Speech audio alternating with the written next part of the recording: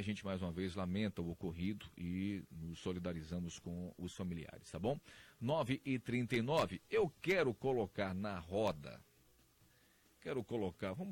vamos pôr aí uma lenha nessa fogueira para esquentar aí essa fogueira. Aqui conosco, eu vou aproveitar a oportunidade que o doutor André Sotero está aqui, que, via de regra, é cardiologista, mas tem a especialidade em cardiologia infantil, mas, enfim, sabe, né, como é que a coisa funciona. Foi secretário de Saúde de Aracaju. Eu quero saber a sua opinião, doutor André. Seja muito bem-vindo aqui à CBN Aracaju. Bom dia, sempre prazer revê-lo. O senhor tem algum tipo de opinião formada especificamente sobre esse assunto e aquilo que disse o superintendente do USE? Bom dia. Bom dia, Tiago, e agradecer o convite. Eu sei que é um prazer, né, voltar a conversar com você. Em relação a esse assunto específico, eu queria de início dizer o seguinte, que a população de Sergipe, de alguma maneira, está de parabéns com o Dr. Luiz, à frente do Hospital de Urgência e como adjunto da Secretaria de Saúde. Ele, na verdade, está tendo uma tarefa extremamente árdua, né? Eu acho que assim, é a pessoa certa, no local certo, mas infelizmente que está chegando no final de um governo, né? Ele está cabendo a ele, ao atual secretário, tentar resolver um caos na saúde, um caos causado por esse mesmo governo. Então a única coisa, tem elogios grandes a fazê-lo, mas lamentar que a sua chegada tenha sido um pouco tardia, teria sido muito mais benéfico para a população se isso tivesse acontecido antes. A gente percebe o seu comprometimento, né? É a questão de seriedade, né? Então, assim, quando a pessoa que vai exercer uma função pública, eu sempre dizia, no período que eu passei na secretaria, que demagogia na saúde é crime, né? E eu reforço isso mais do que nunca. O senhor teve uma passagem pelo próprio hospital de urgência, né? Então, não, eu no hospital de urgência... Muitos anos atrás, né? Eu entrei quando o hospital foi inaugurado, trabalhei quase 20 anos, e fui transferido para a maternidade Nossa Senhora de Lourdes, onde eu estou hoje.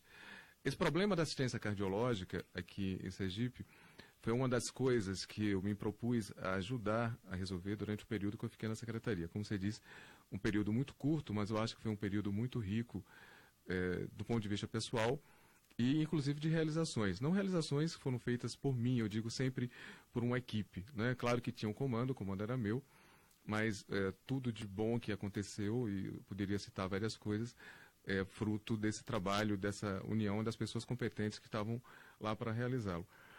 É do conhecimento da imprensa de Sergipe que a Sociedade Sergipana de Cardiologia realizou um projeto, um trabalho, na verdade, que foi publicado, inclusive, nos Estados Unidos.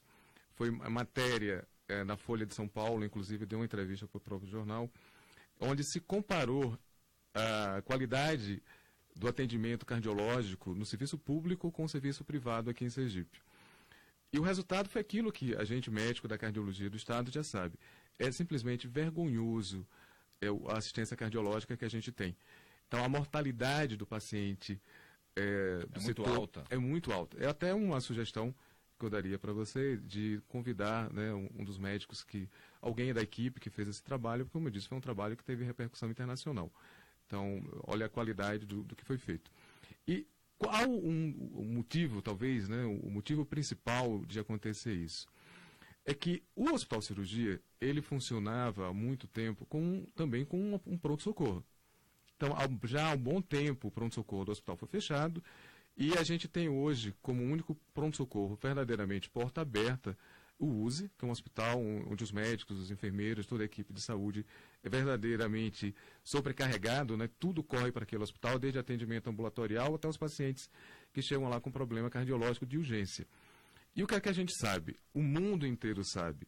Para você salvar vidas em cardiologia e infarto é uma das principais causas de morte no planeta, você tem que intervir no paciente, principalmente com a hemodinâmica, que você tão bem comentou, nas primeiras 6 horas do sintoma. É impressionante o número de pacientes adultos com problema de coração, de infarto agudo do miocárdio, que chega no hospital e que perde a vida, que o médico fica desesperado, ele não tem hemodinâmica, ele não tem muito o que fazer. Então, o que é que acontece? Nem todos os pacientes dá tempo de você atender no hospital e transferir para o hospital cirurgia. Sem contar que aquele pronto-socorro do Hospital de Cirurgia, que era para ele coloca limitações do paciente, isso é detalhe de medicina. Claro. Se tem supra, se não tem detalhe de eletro. Então, resumindo, falando francamente, como eu tento me expressar sempre, a maioria dos pacientes que precisa, eles não chegam ao Hospital de Cirurgia. Então, eu digo, é vergonhoso para a assistência da saúde pública no Brasil. Então, o Sergipe tem essa vergonha nacional. É você ter um único hospital, né, de urgência do serviço público. Diante da importância do serviço de cardiologia, você não tem hemodinâmica, você não tem uma equipe de cirurgia cardíaca. Em pleno século XXI. Isso é um comportamento eu acho que faltou, né, sensibilidade realmente ao sofrimento das pessoas, de quem deixou isso acontecer. E é louvável, né, que a atual administração da Secretaria do Estado da Saúde esteja empenhado, e eu acredito que eles realmente irão resolver. Secretário, quem foi rei nunca perde a majestade, né? Vamos chamar de secretário, enfim, como médico. O senhor, nas redes sociais, distribuiu uma nota semana passada que diz o seguinte, abre aspas, em Sergipe, assim como em todo o país, priorizar a saúde é apenas parte de um belo discurso. Temos assistido à total falta de compromisso com a vida traduzida pela calamidade na assistência na saúde em nosso estado. Às vésperas de um ano eleitoral, o mesmo governo responsável pelo sofrimento de inúmeras famílias tenta amenizar o que fez. Bons atos são sempre louváveis, mas é um ciclo que parece não ter fim no Brasil. Aposta na amnésia coletiva. Façamos uma festa em ano eleitoral. Se tem dado certo, por que mudar? O senhor foi incisivo e enfático. O senhor teve uma passagem, como eu disse, meteórica pela gestão da Secretaria Municipal de Saúde. Foi, inclusive, alvo até de muitas cobranças de minha parte, não de forma pessoal, já lhe disse isso, porque eu o respeito muito como profissional. O senhor é um técnico que estava numa função de gestão. Mas, assim, recebeu muitas críticas da minha parte lá na TV Atalaia, do trabalho da secretaria de uma forma geral. Até porque o senhor pegou aí um início de uma gestão, um furacão enorme, problemas com a sua classe médica, né, com greves, problemas dos postos de saúde, falta de medicamento, resquícios inclusive trazidos da gestão passada, né, que essa bomba tem estourado aí, a cada dia que passa está aí. O Ministério Público não nos deixa mentir a partir de agora, né? Com a Operação Caça-Fantasma. O senhor foi indicação específica, e isso ficou muito bem claro na época, do próprio Edivaldo Nogueira. Ele deixou isso, olha, isso é indicação minha, né? E de repente, não mais que de repente, o senhor virou persona non grata do próprio prefeito, a partir do momento que o senhor comunicou a sua saída. O que de fato aconteceu? O que foi que o motivou? Isso não ficou na época muito bem esclarecido. O senhor preferia um pouco sair dos holofotes, enfim, tocar o barco. Agora, já próximo no final de ano, já para o ano que vem, é possível esclarecer isso? Foi o que aconteceu? O senhor esbarrou em quê? Por favor. Tiago, eu tenho que responder para você o seguinte. O Brasil, ele está numa decadência moral, eu acho que sem comparação na história, né? E eu sempre repito, eu não gosto muito quando a gente ouve apenas críticas ao político com mandato, né? Diversos pronunciamentos que eu fiz na Câmara de Vereadores, na Assembleia Legislativa, eu falei isso, porque há sempre uma transferência de responsabilidade. Eu digo assim, políticos todos nós somos, claro. O com mandato e o sem mandato. Então, da mesma maneira que eu sou crítico ao exercício de alguns políticos com mandato, eu sou crítico também ao cidadão que se omite, né, e que se torna cúmplice dessa bagunça que o país está vivendo. Então, acho que a gente tem que exercer verdadeiramente a cidadania, né? Muitos têm que deixar de ser apenas meros espectadores do que está acontecendo, e na sua vida pessoal, na nossa vida pessoal, a gente tem que parar de repetir certas atitudes que são muito semelhantes a esses políticos com mandato, né, que pelo menos tiveram a coragem de se expor. Então, iniciando pelo texto, o que eu queria dizer, na verdade, assim, eu, como cidadão, eu sempre me expus, nunca me neguei a comentar sobre nada, é que isso a gente tem que dar um basta. Não sei quando isso vai acontecer, né? Nesse ciclo vicioso que vive o Brasil. É um prefeito, o governador, o presidente, que está começando um mandato, reclama que o antecessor deixou várias dívidas. Quando ele sai do mandato, ele faz a mesma coisa, deixa as dívidas por anterior. Os estados e as prefeituras recebem, às vezes, falidas, e o administrador pede empréstimos que serão pagos pela administração seguinte. A perder de vista. A perder de vista, né? E no estado a gente tem um exemplo muito... E muitas vezes inviabilizando quem vem na frente. Sim, e às vezes até intencional. E pegando o gancho em relação ao governo do estado, a gente sabe que a criação da Fundação Hospitalar foi uma das coisas que mais prejuízos trouxe para os cofres do Estado e para a saúde das pessoas, que não melhorou em nada, né? A Fundação é dito pelo próprio Ministério Público, pelos órgãos de fiscalização, que são dívidas e dívidas e dívidas. Esse problema nunca é resolvido e agora já foi adiado por mais 6 meses e vai ser, na verdade, se empurrando, e provavelmente os problemas financeiros e trabalhistas da Fundação terão que ser resolvidos pelo próprio governo. Então, a saúde no Estado, a gente citou da cardiologia, a gente cita, todo mundo conhece a situação da oncologia, que várias e várias pessoas morreram por falta de quimioterapia, de radioterapia. E eu sempre disse que foi uma reportagem, eu disse isso numa reunião no pleno do Tribunal de Contas, uma reportagem sobre a oncologia em Sergipe, que uma televisão local mostrou, creio no mês de dezembro. Eu estava em dúvida ainda se aceitaria ou não a proposta do prefeito, e aquilo realmente me tocou. Eu digo assim, olha, eu posso, né, 30 anos de formado, com a vida estável, eu acho que eu posso ser mais útil, eu vou tentar resolver isso, e eu acho que eu fiz a minha parte. Se a gente tiver tempo, a gente pode comentar sobre isso. E eu digo, foi o caos que foi criado. Então, agora, eu digo, né, há um ano e no ano eleitoral, várias medidas vão ser feitas. Então, a gente tem que acabar com isso. Então, a gente sabe que, eu falei amnésia coletiva, é o que acontece. Né? Aquele mesmo gestor que causa um caos, que a gente não para de contar as mortes, no período eleitoral ele começa a fazer as coisas. Né? Eu digo, a Prefeitura de Aracaju... Motivado pela possibilidade de se perpetuar no poder, é isso? De se perpetuar no poder, e não adianta a gente responsabilizar apenas esses políticos. Nós, cidadãos, continuamos a errar, a escolher mal. Concordo plenamente. Né? A querer... Eu digo, na verdade, a vender os seus princípios, o seu caráter, porque recebeu um cargo de comissão, né, porque empregou um parente, né, porque até um líder comunitário que antes era oposição passa a ser situação, os cargos são negociados, e as pessoas entram nessa. Né? E o que me preocupa também muito é exatamente isso. O que é que está acontecendo no Brasil? A gente pode falar a nível nacional, a nível estadual, a nível... Quais são as opções?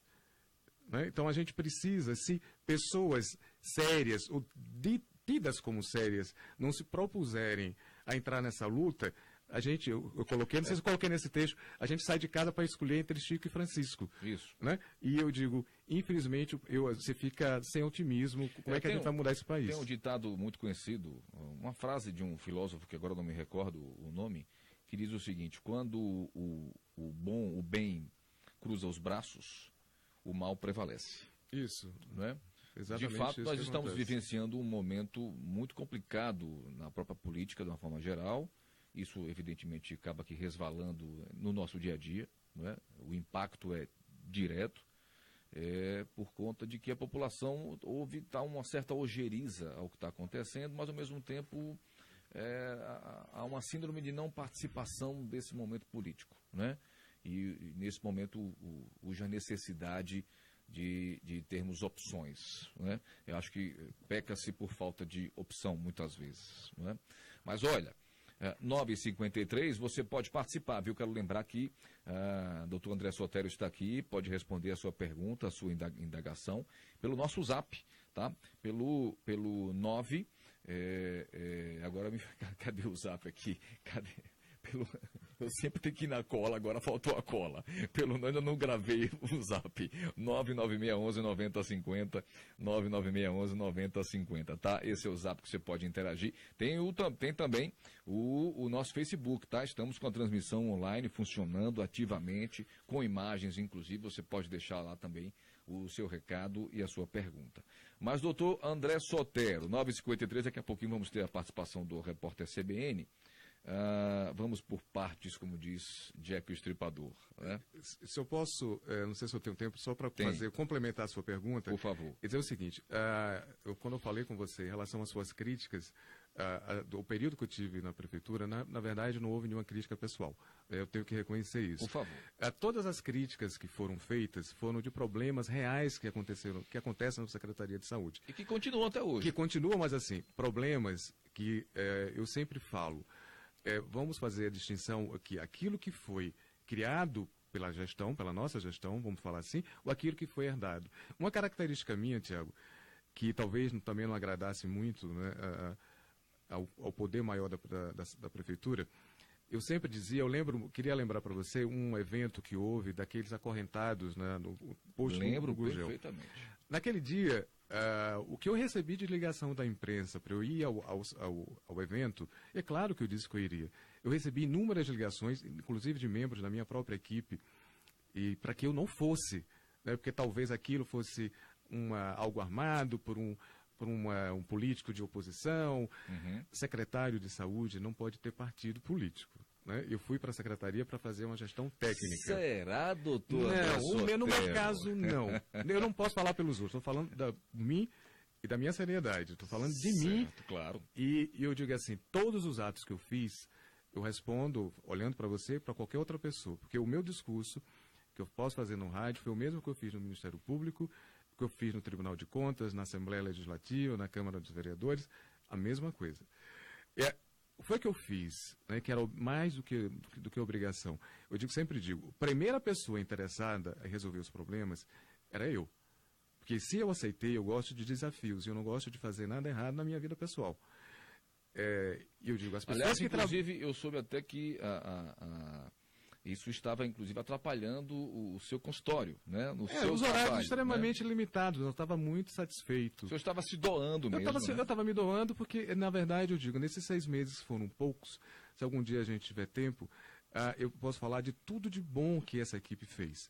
E foi muita coisa, numa bagunça que realmente a gente resolveu, mas eu sempre dizia para quem trabalhava comigo, nós não vamos resolver todos os problemas, mas a gente tem a obrigação, que a cada balanço que a gente faz mensal, a gente tenha uma secretaria melhor do que a gente recebeu. E no período de 6 meses, mês a mês, a gente tinha uma secretaria muito melhor.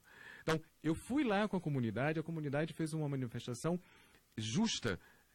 No outro dia eu me reuni com todos os líderes comunitários, com a população, e uma característica minha, eu dizia, tudo que tiver de errado em qualquer posto de saúde, em qualquer unidade hospitalar, tem que ser dito, não pode ser escondido.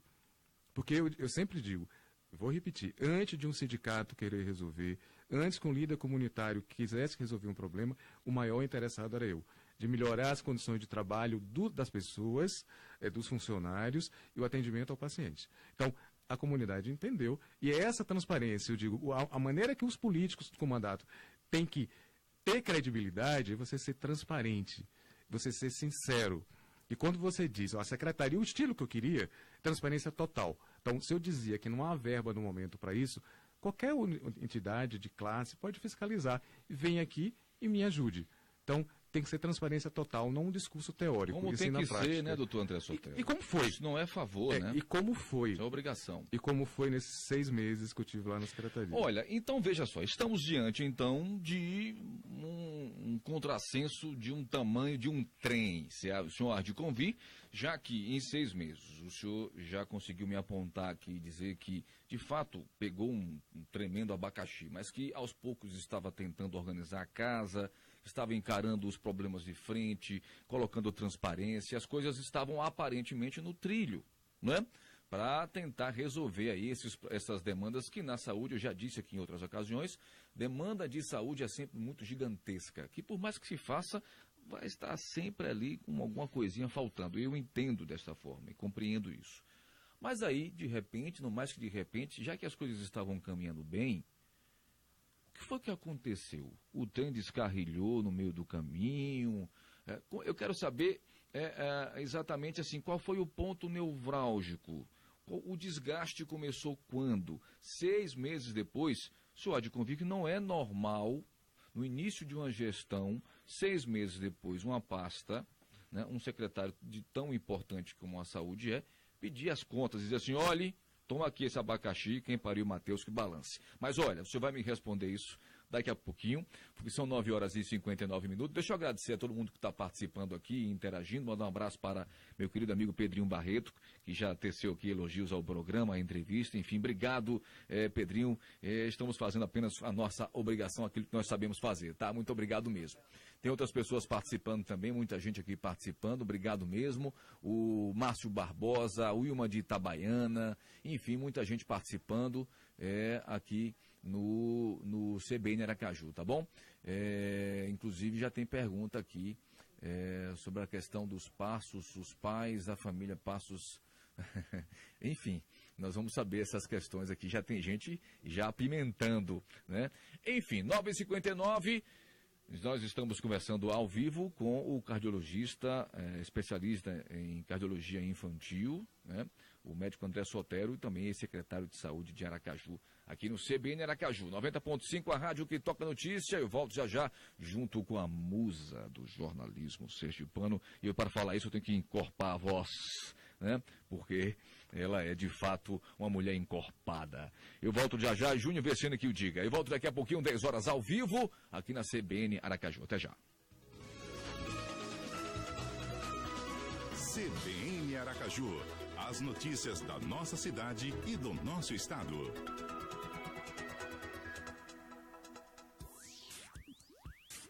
Migre você também para o melhor jornalismo do rádio brasileiro. FM 90,5. CBN Aracaju. A rádio que toca notícia.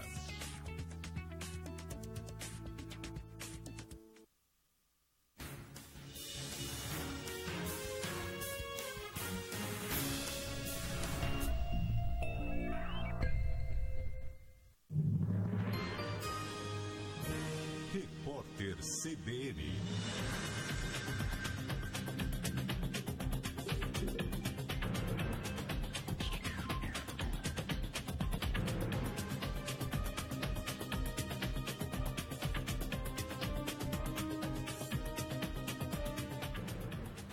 Quinta-feira, 14 de dezembro de 2017.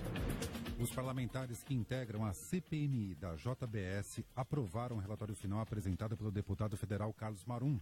Ele decidiu retirar do texto o pedido de indiciamento do ex-procurador-geral da República, Rodrigo Janot, e do ex-chefe de gabinete dele, Eduardo Pelela. O futuro ministro da Secretaria de Governo pediu que os dois sejam investigados pelo Ministério Público Federal. Marum alega que o ex-procurador-geral liderou uma conspiração para derrubar Michel Temer. Os medicamentos genéricos foram os produtos mais vendidos pela indústria farmacêutica em 2016 no país. É o que mostra um balanço da Anvisa. Eles responderam por 32% dos mais de 4 bilhões e meio de remédios comercializados. Representaram a maior parte das vendas dos medicamentos para doenças cardiovasculares, como colesterol alto, hipertensão, diabetes e estresse. O setor farmacêutico movimentou 63 bilhões de reais e São Paulo concentrou 76% do volume. A Justiça Federal tornou réus 29 dos 32 denunciados pelo Ministério Público Federal por fraude na Lei Rouanet. Produtores culturais e organizadores de eventos desviaram a verba para promover festas particulares. Entre os denunciados está a família Bellini, que usou o dinheiro da Lei Rouanet para pagar uma festa de casamento no hotel de luxo de Jurerê Internacional em Florianópolis, Santa Catarina. A Bolsa de Valores de São Paulo opera em queda de 1,25% com 71.999 pontos. O dólar comercial está em alta de 0,67%, cotado a R$ 3,338. O euro vale R$ 3,949, elevação de 0,9%. No horário de Brasília, 11h03.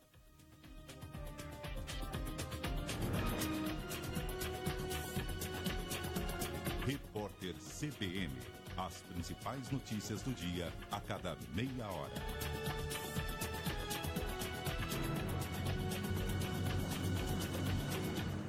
Informações no Recife com Anderson Souza. Anderson. Fernando, 15 mandados de busca e apreensão estão sendo cumpridos nesta quinta-feira dentro da operação batizada de Gênesis.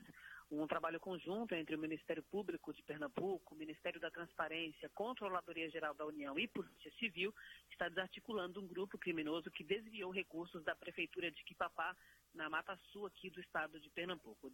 Dados preliminares apontam que somente nesse município a quantia de dinheiro desviado pelo esquema chega a 18 milhões de reais, dos quais 3 milhões e meio seriam de recursos federais. O modus operandi do grupo inclui a atuação coordenada de empresas e agentes públicos para direcionar os processos licitatórios, assegurando que os contratos fossem firmados apenas com empresas fantasmas. Além de Quipapá, também estão sendo cumpridos mandados de busca e apreensão nas cidades de Garanhuns, Correntes, Terezinha, Caruaru e aqui também no Recife. Um efetivo de 70 policiais civis, além de 12 integrantes do Grupo de Apoio Especializado ao Combate às Organizações Criminosas do Ministério Público e 8 servidores da CGU, estão nas ruas coletando documentos e provas desse esquema criminoso. Outros detalhes vão ser repassados nesta sexta-feira durante uma coletiva de imprensa aqui no Recife. Fernando. Ok, obrigado, Anderson Souza. Em Recife, agora em Porto Alegre, Bruno Teixeira. Bruno. Bom dia, Fernando. Aproximadamente 2 toneladas de alimentos impróprios para consumo foram apreendidas durante uma operação da Polícia Civil no litoral norte gaúcho. Uma ação realizada ainda na quarta-feira, com o apoio do Ministério Público e da Vigilância Sanitária do Estado. Essa operação ocorreu em 4 estabelecimentos comerciais, como supermercados e casas de carne. De acordo com a polícia, os locais vendiam alimentos sem indicação de procedência, carnes indevidamente refrigeradas, além de produtos com prazo de validade vencido. Os proprietários dos locais podem ser condenados a 5 anos de prisão por crimes contra relações de consumo.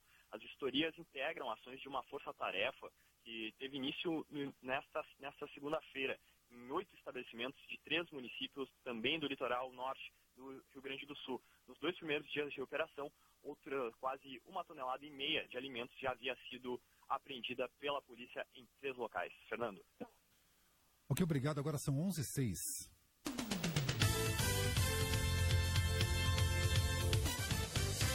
Festival Virada Salvador, 5 dias de festa na Arena Daniela Mercury, na orla da Boca do Rio, com shows de Ivete Sangalo, Wesley Safadão, Alok, Jorge Mateus, Carlinhos Brown, Saulo, Bel Marques e mais de 70 horas de música no maior Réveillon do Brasil. E o melhor, é gratuito. Festival Virada Salvador, de 28 de dezembro a 1º de janeiro, na Arena Daniela Mercury, a partir das 16 horas. Não perca! Confira a programação no site Prefeitura de Salvador.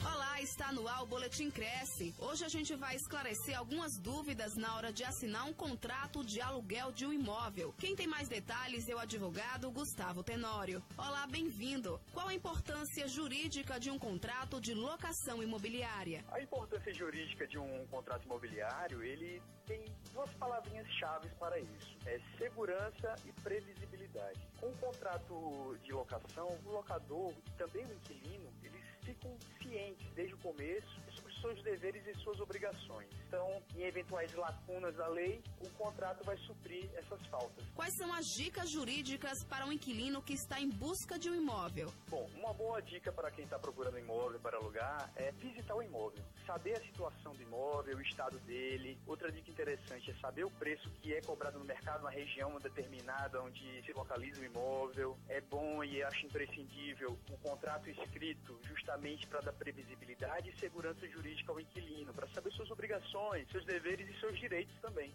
Obrigada. Você acabou de ouvir o Boletim Cresce. Ao longo da semana voltamos com mais informações. Bem-estar e movimento. De segunda a sexta, às 7h35 da manhã, Márcio Atala dá sugestões para uma vida mais saudável dentro do Jornal da CBN. As notícias da nossa cidade e do nosso estado estão no programa CBN Aracaju. Entrevistas, reportagens, colunistas e todos os assuntos relevantes para o seu dia a dia. De segunda a sexta, das 8 às 11 e aos sábados, das 9 às 11 da manhã. CBN, a rádio que toca notícia.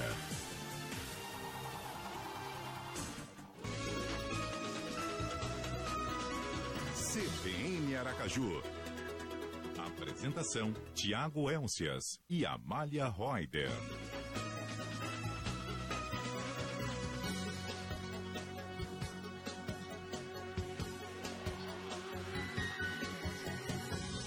Horas e 8 minutos ao vivo para você, CBN Aracaju, aqui ao vivo até as 11 da manhã, comigo, Tiago Elcias e Amália Reuter, deixando você sempre muito bem informado com tudo que está acontecendo aqui na capital, no interior do estado, entrevistando, trazendo entrevistas especiais, reportagens, enfim, fazendo aquela análise criteriosa como tem que ser, né, o jornalismo profissional, tá bom? Olha, hoje pela manhã, logo cedo, logo na primeira hora do programa, nós noticiamos aí a possibilidade de que a Câmara Municipal de Aracaju poderia abrir definitivamente, até que enfim, a tal da CPI dos hospitais filantrópicos. Eu digo poderia, porque até esse momento nada foi lido sobre o assunto. É isso mesmo, Cris Silva? É isso mesmo, Tiago. Na Câmara Municipal de Aracaju acontece nesse momento o pequeno expediente. São presentes 14 vereadores, mas o que chama a atenção é justamente isso que você falou. Ontem foi divulgado que hoje seria a votação da CPI dos hospitais filantrópicos. Inclusive, isso era prioridade. Mas ao ler a ata do que seria realizado hoje, não estava o requerimento da votação. Converso agora com o vereador Lucas Aribé, que usou a tribuna para falar que a casa está fazendo manobras para as votações. É isso, vereador? Bom dia, Cris. Bom dia, Tiago, Amália, todos da CBN, os ouvintes. A satisfação falar mais uma vez com vocês. Veja só, a gente fica indignado com essa situação, né? Ontem o presidente Nitinho, inclusive, falou que hoje seria lido no expediente o requerimento da CPI. Para que os ouvintes entendam, qualquer propositura, qualquer projeto, requerimento, indicação, só existe oficialmente na Câmara se ele for lido, ou seja, for anunciado no expediente, né, que é o primeiro momento que acontece aqui na Câmara. Então, esse requerimento não foi lido até agora, sendo que a gente protocolou na semana passada. O requerimento tem 12 assinaturas e, assim, nós estamos hoje, teoricamente, hoje dia 14, é a última sessão ordinária do ano.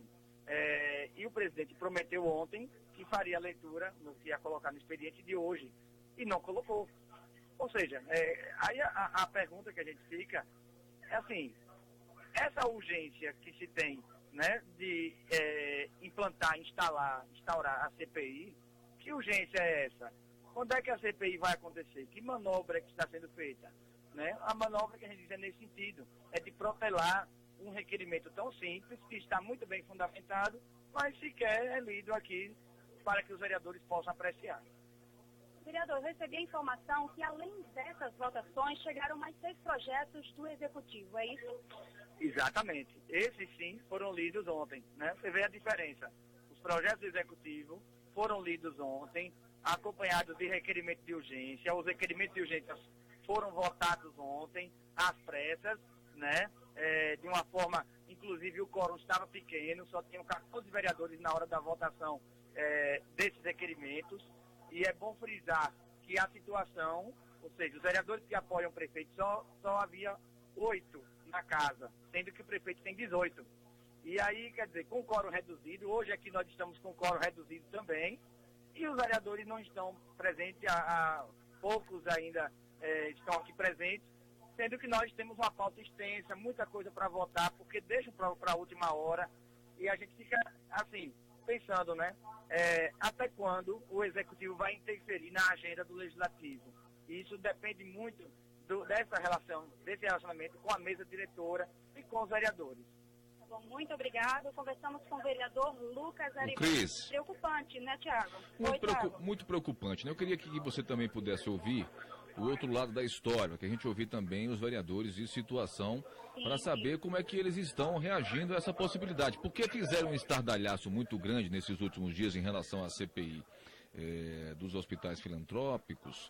Houve uma certa demora para protocolar o pedido, jogaram um pouco para a torcida, essa que é a verdade, fizeram um pouco de mise-en-scène e, ao que parece, tudo como antes no quartel de Abrantes. Seria possível você conversar com algum vereador aí de oposição para a gente saber também o outro lado dessa história aí?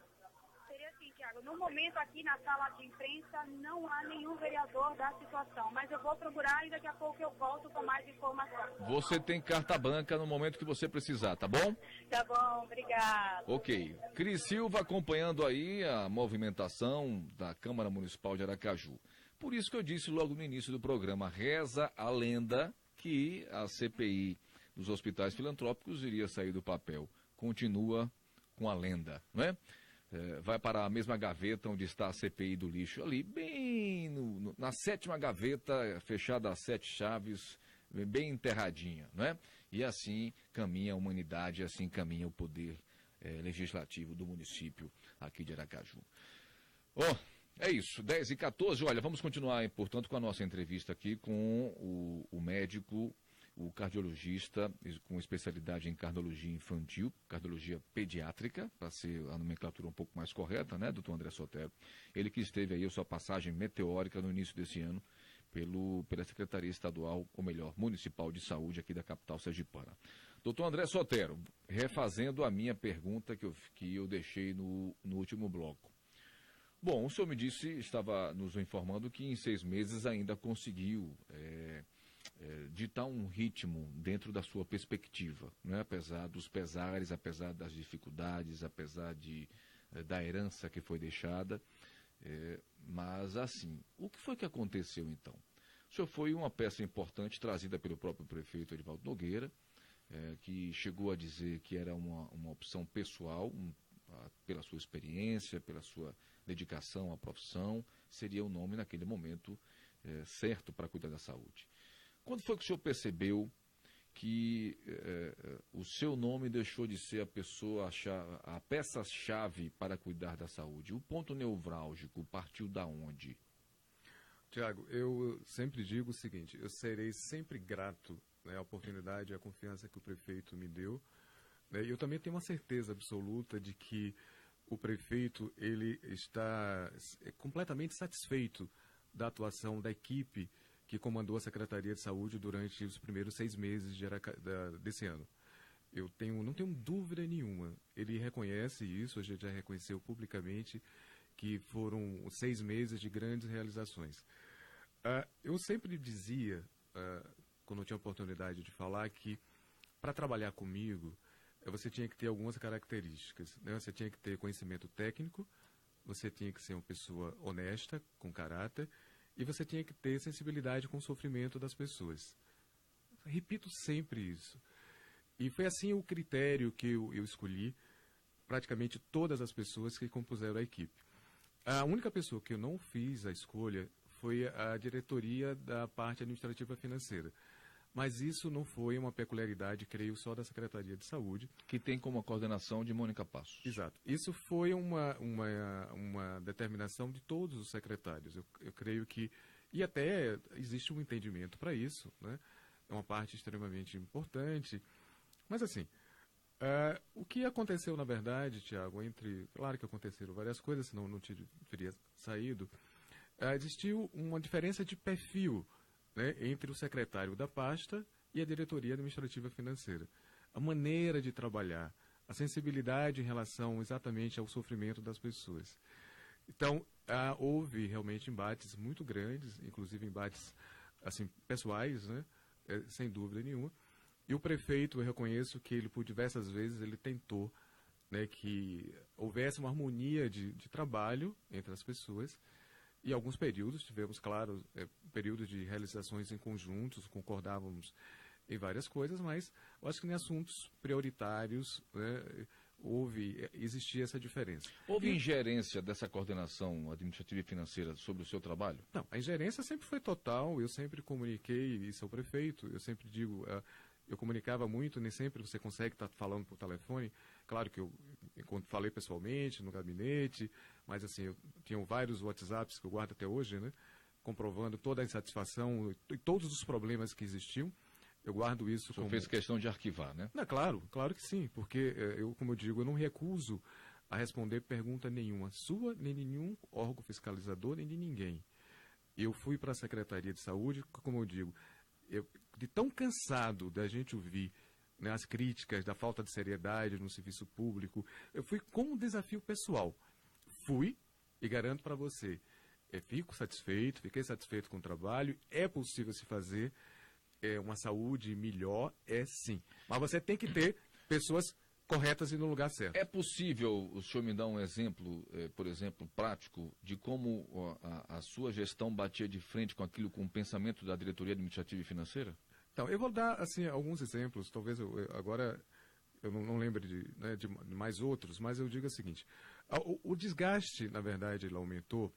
Um primeiro episódio que aconteceu foi o seguinte, o prefeito Edivaldo, ele recebeu a prefeitura com várias irregularidades. E eu tenho que ser justo.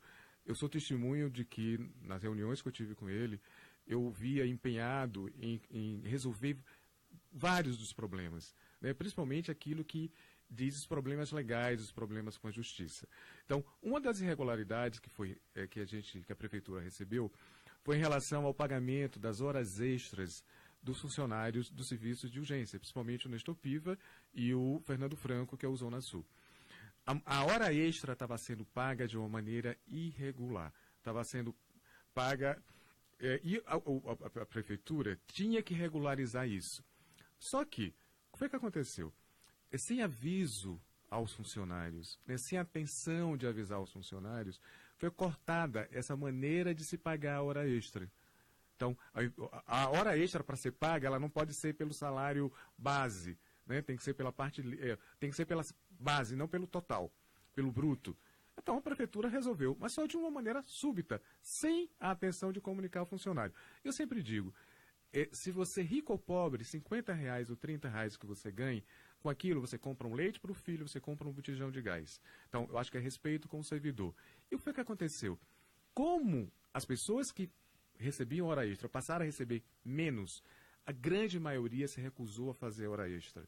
Então, a gente praticamente um caos se instalou no atendimento nessas UPAs. Só que o que eu acho de grave e extremamente desrespeitoso, que isso foi feito sem sido comunicado ao secretário de Saúde.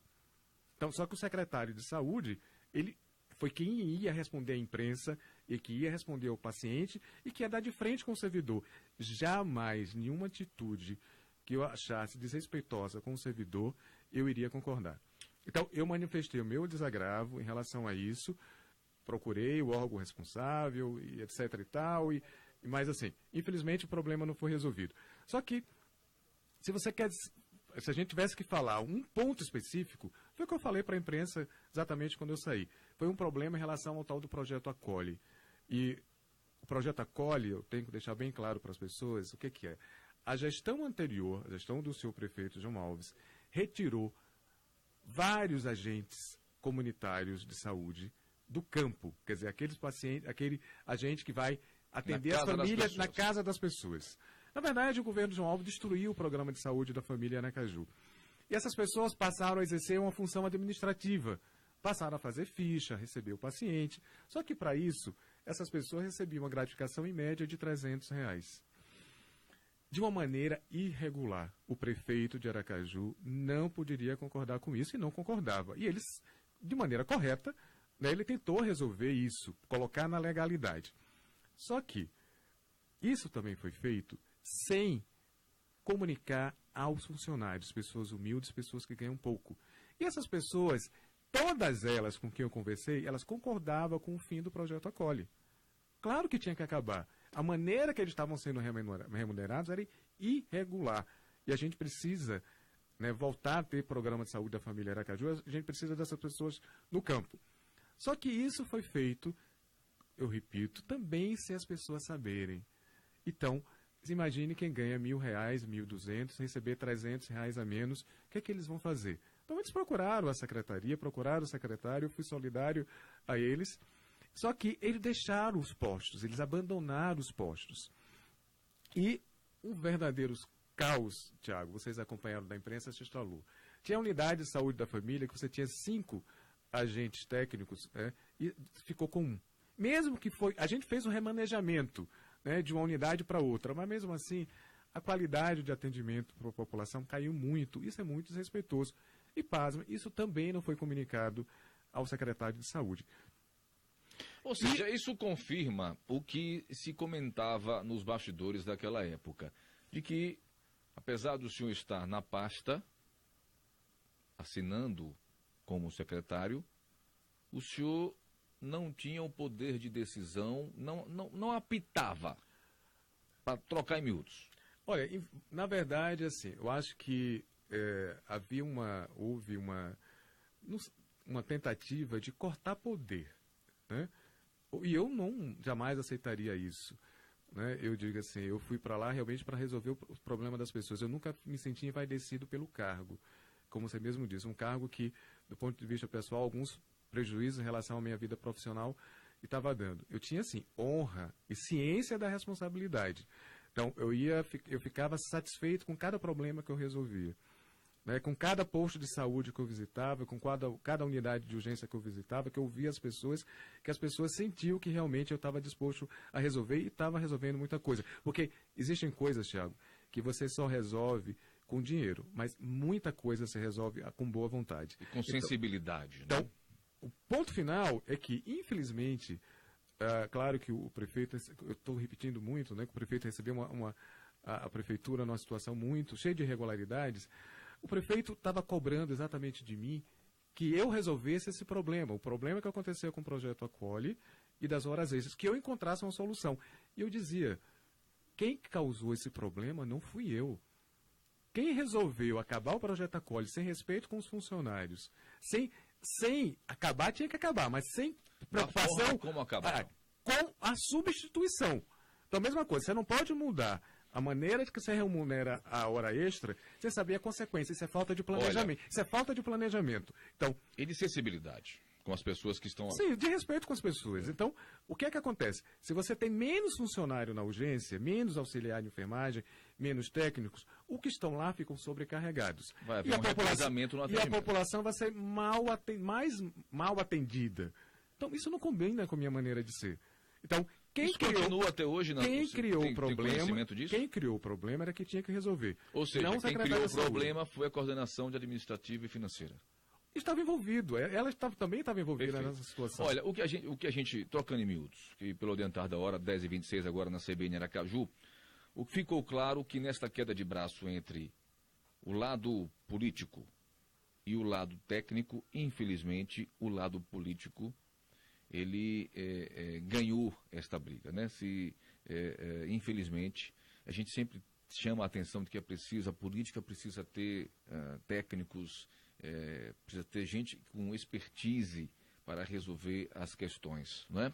E, infelizmente, pelo que ficou aí claro, estabelecido, de que o prefeito Edivaldo Nogueira, naquele momento, optou por politizar, digamos assim, a Secretaria Municipal de Saúde, pelo que está sendo dito aqui. 10h26, secretário, o doutor André Sotero, para não perder o costume, né? O secretário, o vício deixa a boca torta, né? Só para a gente finalizar a sua participação, em rápidas palavras, por favor. O senhor está acompanhando aí de camarote essa celeuma entre o Hospital Filantrópico Cirurgia e a Prefeitura. Quem é que tem razão aí nessa briga? Olha, Tiago, assim, me incomoda, como sempre esse assunto é tratado muitas vezes na superficialidade, né? Então, nessa situação, há erros de todos os lados, tá? Por exemplo, a Prefeitura de Aracaju, ela erra bastante quando ela começa a não honrar o pagamento das parcelas mensais dos hospitais. Então, é a mesma coisa, né? Se você está em erro na sua casa, como é que você vai falar da casa dos outros? E é lógico que eu sempre falei bem claro que é um absurdo o número de irregularidades em relação ao contrato que o Hospital de Cirurgia tem. Então, a gente já falou aqui do problema da oncologia, o problema da psiquiatria, que os leitos foram fechados durante a vigência do contrato. Então, o Hospital de Cirurgia não respeita o contrato. Então, isso a gente precisaria de tempo para falar, mas o que eu digo é que há erros dos dois lados e que, nos 6 primeiros meses da Prefeitura de Aracaju, a Secretaria de Saúde pagou em dia todos os hospitais filantrópicos, não só pagou em dias todos os hospitais filantrópicos, como pagou a totalidade da dívida do Hospital São José, boa parte da dívida do cirurgia, boa parte da dívida do Santa Isabel. Então, eu digo, houve realmente muita seriedade e compromisso com as pessoas nesse período. Doutor André Sotero, olha, muito obrigado pela sua participação aqui na CBN Aracaju. Estamos sempre à sua disposição. Parabéns pelo seu trabalho.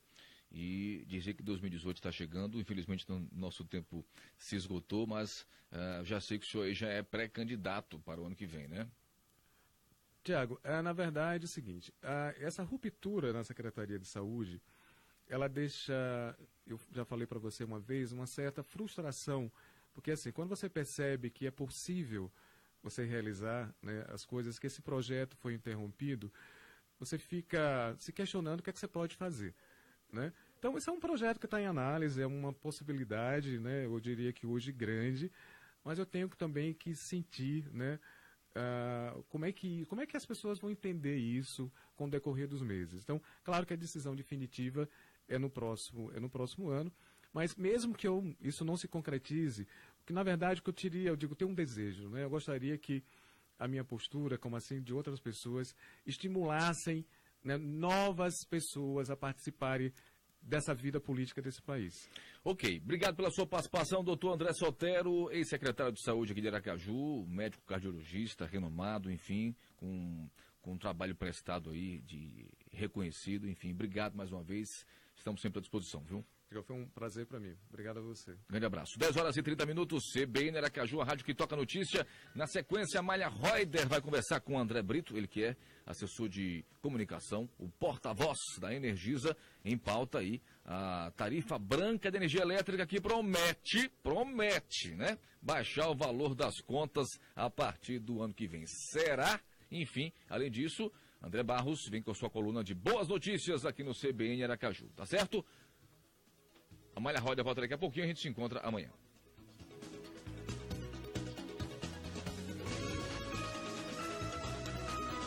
CBN Aracaju.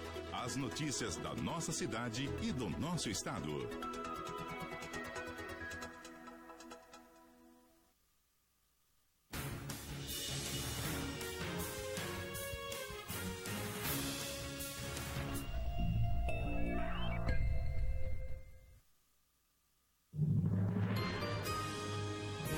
Repórter CBN.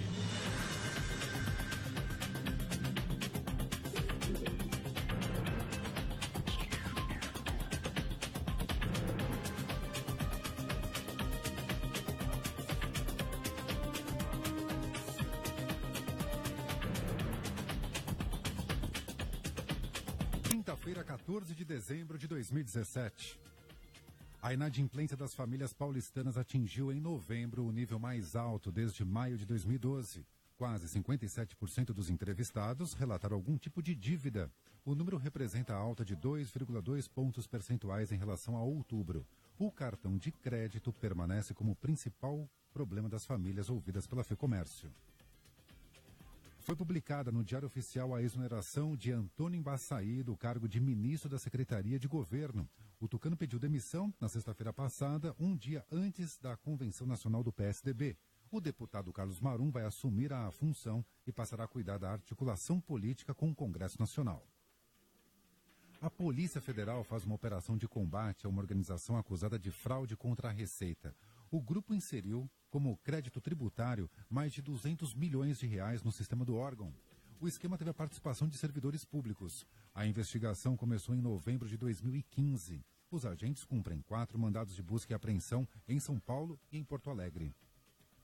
O grupo Walt Disney anunciou a compra da Fox por 52 bilhões e 400 milhões de dólares. O negócio inclui os estúdios de cinema e televisão, as redes de entretenimento a cabo e as empresas de TV do magnata Rupert Murdoch. A Disney também vai assumir quase 14 bilhões de dólares em dívidas da Fox. A Bolsa de Valores de São Paulo opera em queda de 0,92% com 72.243 pontos. O dólar comercial está em alta de 0,7%, cotado a R$ 3,339. O euro vale R$ 3,956, elevação de 1,08%. No horário de Brasília, 11h33.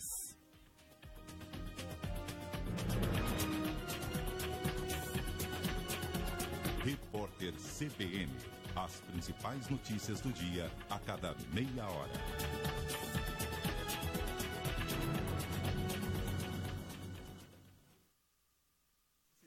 E do nosso estado estão no programa CBN Aracaju. Entrevistas, reportagens, colunistas e todos os assuntos relevantes para o seu dia a dia. De segunda a sexta, das 8 às 11 e aos sábados das 9 às 11 da manhã. CBN, a rádio que toca notícia.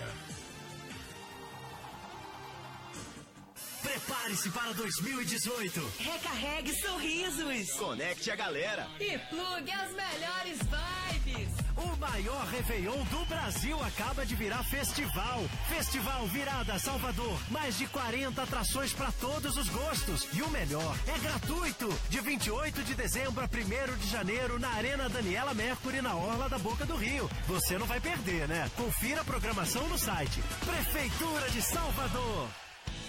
Domingo, dia 17 de dezembro, vai acontecer em Sergipe o 6º Passeio Ciclístico contra a Corrupção. A concentração será no Parque da Sementeira, às 7h30 da manhã. Venha e traga sua família para esse evento de cidadania. Para informações, acesse www.passeiociclistico.se.gov.br. Realização: CGM, CGE, Governo de Sergipe, CGU e Governo Federal. Festival Virada Salvador, 5 dias de festa na Arena Daniela Mercury, na Orla da Boca do Rio, com shows de Cláudia Leite, Gilberto Gil, Luan Santana, Pissirico, Marília Mendonça, Léo Santana, Daniela Mercury e mais de 70 horas de música no maior Réveillon do Brasil. E o melhor, é gratuito. Festival Virada Salvador, de 28 de dezembro a 1º de janeiro na Arena Daniela Mercury, a partir das 16 horas. Não perca! Confira a programação no site Prefeitura de Salvador.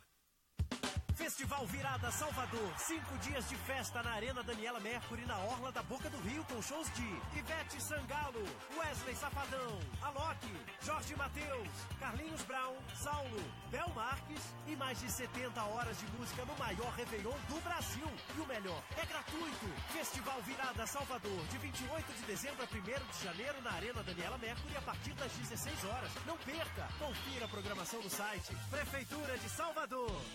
Domingo, dia 17 de dezembro, vai acontecer em Sergipe o 6º Passeio Ciclístico contra a Corrupção. A concentração será no Parque da Sementeira, às 7h30 da manhã. Venha e traga sua família para esse evento de cidadania. Para informações, acesse www.passeiociclistico.se.gov.br. Realização: CGM, CGE, Governo de Sergipe, CGU e Governo Federal.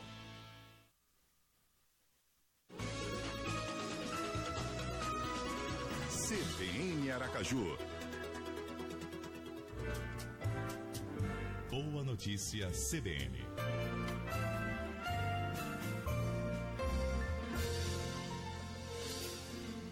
Bom dia, Tiago Elcias, bom dia, Malha Reuter, bom dia, ouvintes da CBN Aracaju. Hoje, no Boa Notícia CBN, eu vou trazer aqui uma prévia de uma grande notícia que eu vou dar em detalhes amanhã. Mas hoje eu não poderia deixar de falar, porque, afinal de contas, eu já estou a caminho também de Boston, nos Estados Unidos, onde, juntamente com outros convidados, iremos acompanhar a inauguração de tão importante instituto.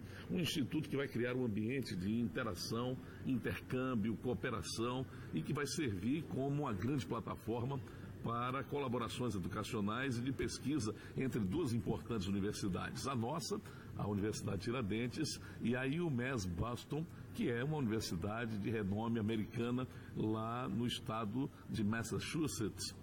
É um acordo realmente importante, onde teremos aí o fomento de grandes oportunidades e experiências únicas para a mobilidade acadêmica. A gente fala muito em mobilidade no termo da telefonia, mas na educação a gente não pode deixar de falar nisso. Essa é uma realidade hoje do mundo, né? Aprendizagem, interações, contribuições para o lançamento de novos programas de ensino e, o mais importante, pesquisas conjuntas entre as duas instituições. Amanhã vai ser um grande dia para Sergipe, um grande dia para a Universidade Tiradentes, e nós vamos falar de lá ao vivo para vocês, trazendo outros detalhes. Teremos a presença de personalidades importantes de Sergipe nessa inauguração do Instituto Tiradentes e com certeza teremos muita novidade a partir desse estado americano, o estado de Massachusetts, onde só tem grandes universidades, né? Afinal de contas, é a terra da Harvard, do MIT, o MIT é um importante centro de estudos, né?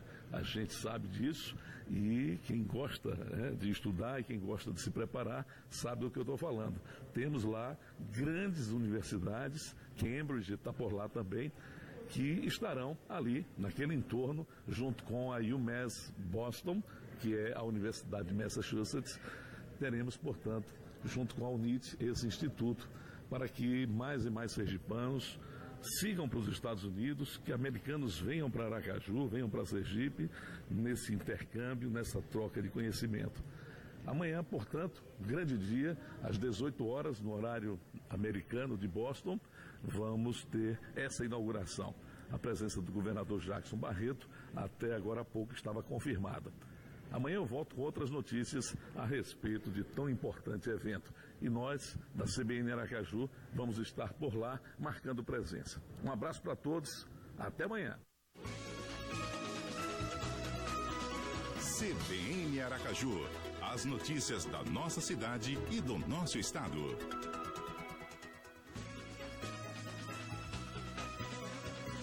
10h39, a gente vai junto a partir de agora até às 11 com CBN Aracaju.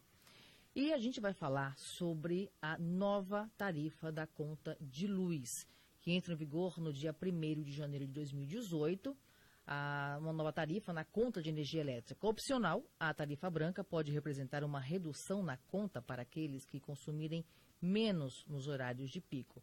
Mas essa mudança pode ser ruim para quem não estiver disposto a fazer a mudança de comportamento. E para falar sobre esse assunto, a gente conversa agora com o porta-voz da Energisa em Sergipe, o André Brito. Bem-vindo, bom dia, André. Bom dia, Amália, bom dia a todos os ouvintes da CBN. Primeiro dizer que é uma grande satisfação estar aqui com vocês e parabenizar pelo trabalho jornalístico, sério, transparente que vocês têm feito à frente aqui do programa. E obrigada por atender o nosso convite, André. E já começo perguntando, essa mudança de comportamento, se não mudar comportamento, a tarifa branca vai ser um tiro no pé. Vira tiro no pé, vira pegadinha. Por quê? O que é que acontece?